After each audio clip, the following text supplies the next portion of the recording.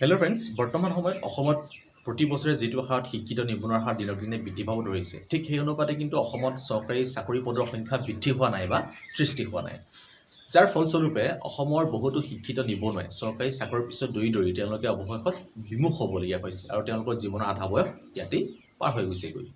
যাৰ ফলস্বৰূপে কি হৈছে, অসমত শিক্ষিত নিবনুৱা দিনক দিনে বৃদ্ধি পাই গৈয়ে আছে। কিন্তু ইয়াৰ মাজতে অসমত এনে বহু যুৱক আছে যিসকলে নেকি চৰকাৰী চাকৰিৰ পিছত নদৌৰি তেওঁলোকে নিজস্বভাৱে কিবা এটা কৰি আন দহজনক স্বাৱলম্বিতাৰ পথ দেখুৱাইছে আৰু তেওঁলোকে প্ৰকৃত অসমত অসমীয়াগিৰি দাঙি ধৰিছে।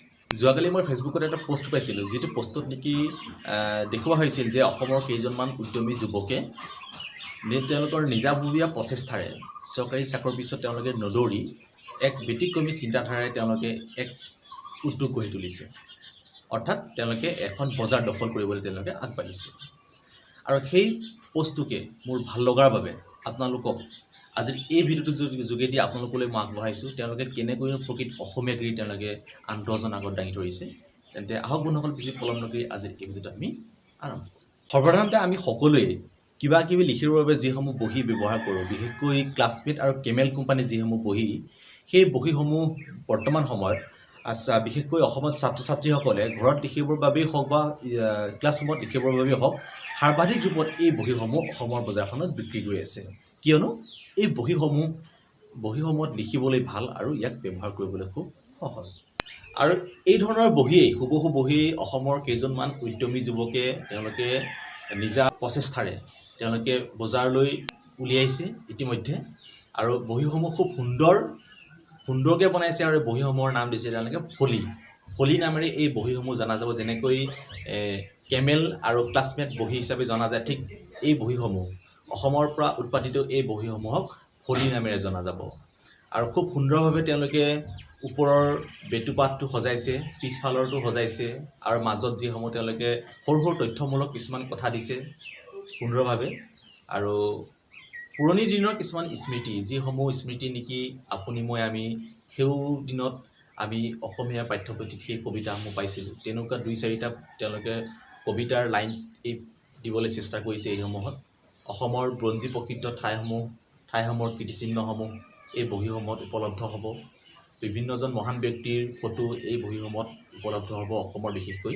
আৰু খুব সুন্দৰভাৱে তেওঁলোকে এই বহীখন প্ৰস্তুত কৰিবলৈ চেষ্টা কৰিছে আৰু ৰাইজৰ মাজলৈ তেওঁলোকে আগবঢ়াই দিছে। আৰু যেতিয়া বন্ধুসকল এখন দোকানলৈ আপোনালোকে যেতিয়াই যাব, তেতিয়া ধৰি লওক ক্লাছমেট কেমেল কোম্পানীৰ এই চাইডে বহী আছে আৰু এইফালে এই ধৰণৰ অসমৰ পৰা উৎপাদিত বহী এফালে আছে। তেতিয়া নিশ্চয় আপোনাৰ হাতখন এই কেমেল বা এই আপোনাৰ ক্লাছমেট বহীখনলৈ নগৈ নিশ্চয় আপোনাৰ হাতখন এই ফলি নামৰ এই বহীখনলৈকে আপোনাৰ নিশ্চয় যাব। কিয়নো তাত অসমৰ পৰা থলুৱাভাৱে উৎপাদিত এখন বহী আৰু তাত আৱেগ জড়িত হৈ আছে, জাতীয় চেতনা জড়িত হৈ আছে, নহয়নে বাৰু? অসমীয়া ভাষাটো অসমৰ পৰা উৎপাদিত বস্তু, গতিকে নিশ্চয় সেইখনলৈ আমাৰ নিশ্চয় হাতখন যাব। তো গতিকে এই ধৰণেই সেই অসমৰ কেইজনমান উদ্যমী যুৱকে তেওঁলোকে নিজাকৈ এক প্ৰচেষ্টা চলাইছে। অসমৰ এই বজাৰখন তেওঁলোকে ধৰি ৰাখিব বিচাৰিছে।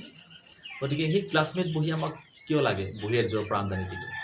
এতিয়া অসমৰ কিন্তু এইসমূহ বহী যেতিয়া বজাৰত উপলব্ধ হ'ব, আপোনালোকে এইসমূহ বহী কিনক, ব্যৱহাৰ কৰক। অন্ততঃ অসমত অসমীয়াগিৰি চলিব। অন্ততঃ অসমত অসমীয়াই হয়তো 10জন অসমীয়াই এক কৰ্মসংস্থান পাব। গতিকে এই ধৰণৰ কামসমূহ দেখিলে ভাল লাগে। গতিকে এই ধৰণৰ কামসমূহ অসমৰ প্ৰতিজন যুৱকেই কৰিবলৈ আগবাঢ়ি আহক। চৰকাৰী চাকৰিৰ পিছত দৌৰাটো তেওঁলোকে বাদ দিয়ক, নিজস্বভাৱে কিবা এটা কৰক। নিশ্চয় অসমত এই নিবনুৱা সমস্যা নাথাকিবগৈ আৰু অসমখন উন্নয়নৰ দিশত হয়তো আগুৱাই যাব বুলি মই নিশ্চয় ভাবোঁ। কোনকেইজন উদ্যমী যুৱকে এই প্ৰচেষ্টা হাতত লৈছে সেই তথ্যখিনি মই নোপোৱাৰ বাবে মই তেওঁলোকৰ নাম বা সেই স্থানৰ নাম মই ল'ব নোৱাৰিলোঁ। কিন্তু তেওঁলোকে হাতত লোৱা যিটো পদক্ষেপ, যিটো কাম, যিহেতু সেই কামটো মহান, গতিকে এই মহান কামটো মই আপোনালোকৰ বাবে আজিৰ এই ভিডিঅ'টোত আগবঢ়ালোঁ। আৰু আপোনালোকৰ যদি এই ভিডিঅ'টো ভাল লাগিল তেন্তে লাইক এটা কৰি দিব নিশ্চয়। এই মহান কামটোৰ বাবে কমেণ্ট কৰিব আৰু পাৰিলে ভিডিঅ'টো সকলোকে শ্বেয়াৰ কৰি দিব। আৰু যদি আপুনি মোৰ এই চেনেলটোত প্ৰথমবাৰৰ বাবে ভিজিট কৰিছে তেন্তে মোৰ চেনেলটো আপোনালোকে ছাবস্ক্ৰাইব কৰি ওচৰত থকা বেল ঘণ্টাটো দবাই দিব। তেন্তে আজিলৈ হৈছে বন্ধুসকল, নমস্কাৰ। আহ আহ ওলাই আহ সজাগ জনতা আহ আহ ওলাই আহ পোহৰ আনোতা ৰামৰে দেশতে থকা ৰাৱণ বধোতে যায় যদি যায় জীৱনটো যাক